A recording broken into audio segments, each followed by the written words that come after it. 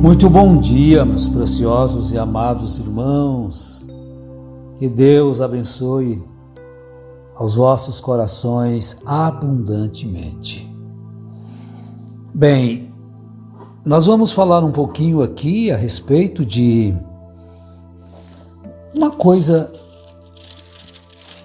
uma inspiração que veio a mim através do comentário da nossa programação aí no YouTube, nosso canal no YouTube. E é um versículo que é muito usado para tentar justificar a presença de um profeta para esse tempo final. Então, de cara, nós já vamos dizer assim: meu amigo, meu irmão, o tempo do fim, ele já está desde que Jesus morreu e ressuscitou. É o último tempo. Não haverá uma nova dispensação, um outro testamento. O primeiro testamento, chamado de o Velho Testamento, ele foi até João Batista. Jesus veio inaugurar uma nova etapa, a etapa da graça real. Então se usa este versículo de Amós, capítulo 3, verso 7, para tentar justificar que é necessário um profeta agora para esta era. Eles chamam de era. Mas não existe isso na Bíblia, hein? Certamente o Senhor Deus não fará coisa alguma sem primeiro revelar o seu segredo aos seus servos, os profetas. Porque no Antigo Testamento, o meio usado para Deus falar com o povo,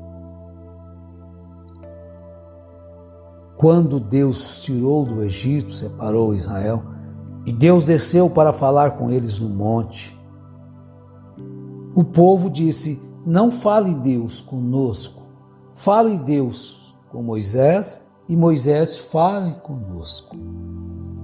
Então instituiu-se o período profético, que Deus falava ao profeta e o profeta falava ao povo. Então Deus falava com Natã: vai lá e repreende Davi. Deus falava com Elias: vai lá encontrar com algum Acabe, fale isso e isso para Acabe. Deus falava com Jeremias, para Jeremias falar ao povo. E assim sucessivamente todos os profetas. Antes de vir a lei, Moisés, Deus falava com Abraão. Abraão foi chamado de profeta por Deus, o primeiro profeta, antes de Moisés. Ali então havia uma dificuldade. Então não se aplica essa história aí de que o profeta é o transformador que recebe de Deus e transmite para o povo. Isso foi no Velho Testamento. O povo escolheu assim.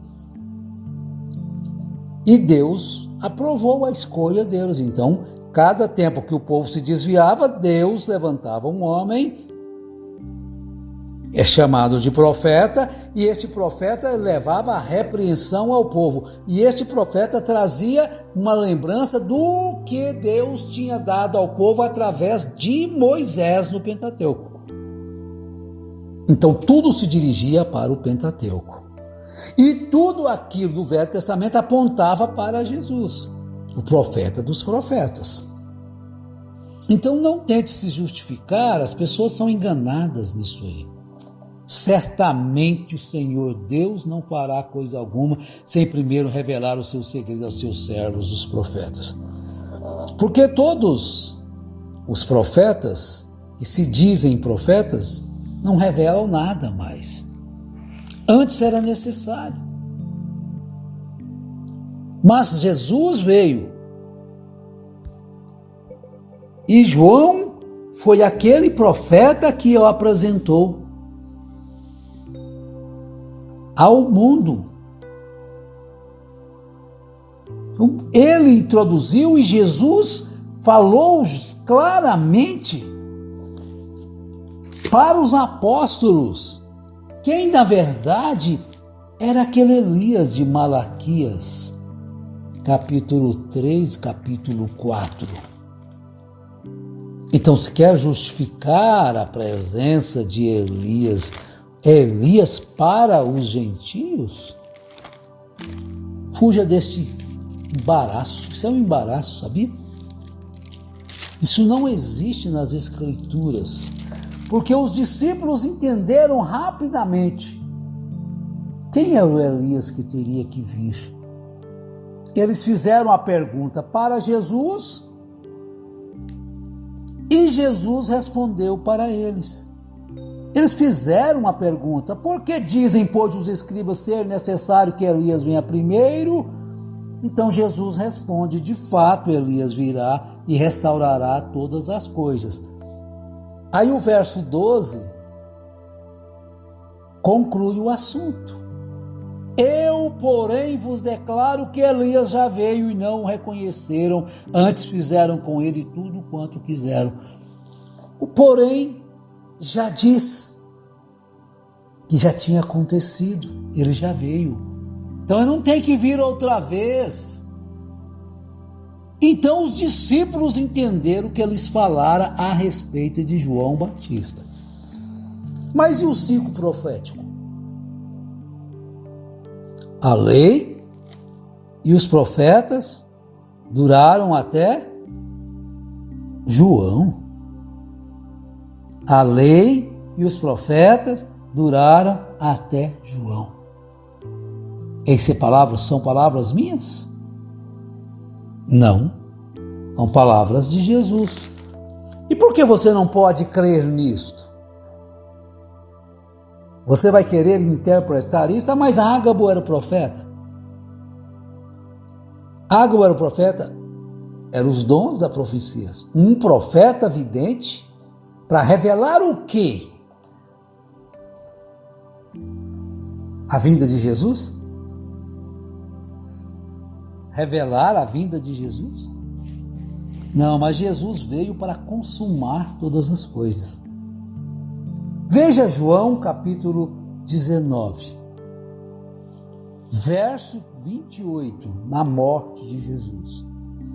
Depois, vendo Jesus que tudo já estava consumado, para se cumprir a Escritura, porque há uma Escritura que diz que lhe deram vinagre na sua morte. Estava escrito a respeito de Jesus. Então Jesus disse: tenho sede. Então estava ali um vaso cheio de vinagre. Tudo se cumpriu em Jesus. A lei e os profetas duraram até João. Tudo que estava no Velho Testamento se cumpriu ali para se cumprir em Jesus sobre os profetas. Não há um terceiro testamento. É o velho e o novo, o primeiro e o segundo. Vocês querem fazer um terceiro, trazer de volta a eras dos profetas, que Deus tinha que falar com o profeta, o transformador, para depois baixar a tensão, o transformador baixar para que nós possamos entender? Jesus, vendo que estava tudo consumado, disse: tenho sede. Estava ali um vaso cheio de vinagre, e embeberam de vinagre uma esponja, e fixando-a num caniço de isopo, lá chegaram à boca.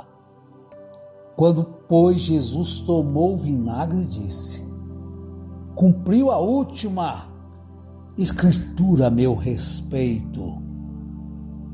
Na minha morte me deram vinagre a beber. Cumpriu a última. Então ele diz: está consumado. Inclinando a cabeça, rendeu o espírito. Agora você não precisa de um profeta para falar com Deus e o profeta falar com você. Abriu-se a porta da graça. derrubou a parede da separação, acabou-se. Você tem acesso direto à graça de Deus. Você tem a Bíblia pronta para ouvir, conhecer a vontade de Deus, para conhecer o desejo de Deus. Está tudo escrito aqui nesta palavra. Por isso é que a gente diz, gente, não falta mais nada. A palavra já está pura diante de nós, clara, explícita, revelada, prontinha. Agora, falar que Deus teve que levantar um profeta para uma suposta era de Laodiceia, que tem ano de começar e ano de terminar. Para aí, gente, isso é muito ridículo, isso é assombroso. Ano de começar e ano de terminar, veja que isso é tão infantil, tão desqualificado da verdade, que essa era teria que ter terminou em 77, nós estamos vivendo agora na 8ª era, porque essa terminou, segundo o profeta mensageiro, que teria que ser um profeta, como dizem. Não saia desse enredo, isso é engano, isso é falsidade. Você não precisa, Deus não tem que falar hoje com um profeta, um homem ali, e aquele homem vir e falar com você. Você tem acesso a Deus. Abriu-se a porta da graça. Agora você pode falar com Deus. Abraão falava com Deus e Deus falava com Abraão. Oh, meus amados irmãos, é tão difícil compreender isso. Nós éramos cegos, os cegos. Mas graças a Deus que agora nós compreendemos que essa porta foi aberta. Este caminho agora é acessível ao pecador, arrependido, penitente. Tudo está consumado. Então não existe mais, não se baseie, não fique você parado em Amós 3,7. Teria que vir um profeta. Como um profeta?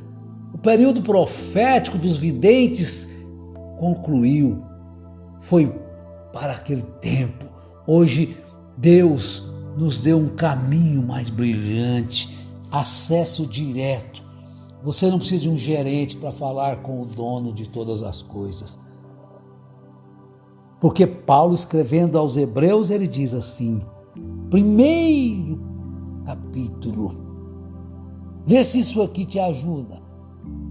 Havendo Deus falado, ou outrora falado, muitas vezes e de muitas maneiras aos pais pelos profetas. Ele falou realmente. Aquele período valeu. Agora, nestes últimos dias, olha aí os últimos dias. Quando começou os últimos dias? Foi no ano de 1906 que nasceu um profeta, ou 1909, ou 1907, que não sabe nem o ano mesmo que ele nasceu.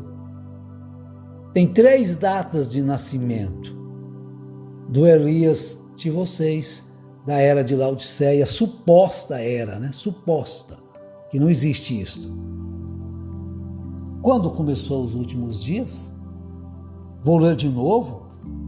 Nós precisamos entender isto. Quando começou os últimos dias? Quando que o reino de Deus foi implantado na terra?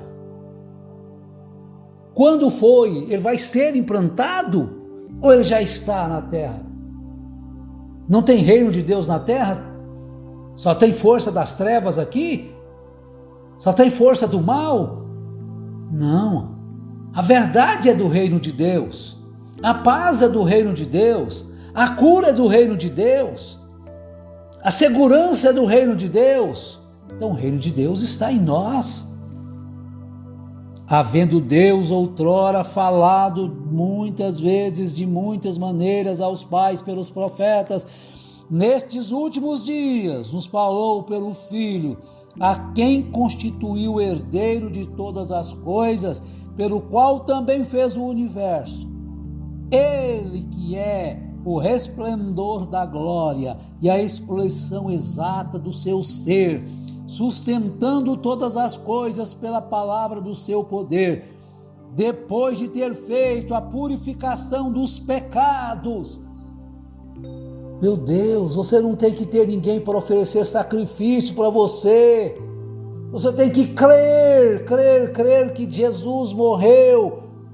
Ao arrepender-se dos seus pecados, pedir o perdão, e você alcançar este perdão, esses seus pecados já foram purificados, assentou-se à direita da majestade nas alturas, tendo se tornado tão superior aos anjos quanto herdou o mais excelente nome do que eles.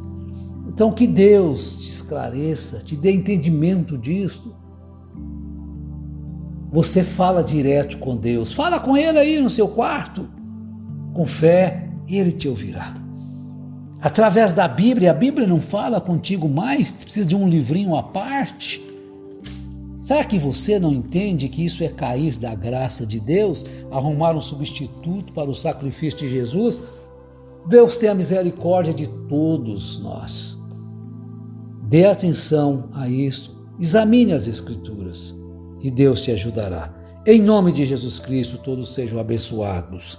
Amém.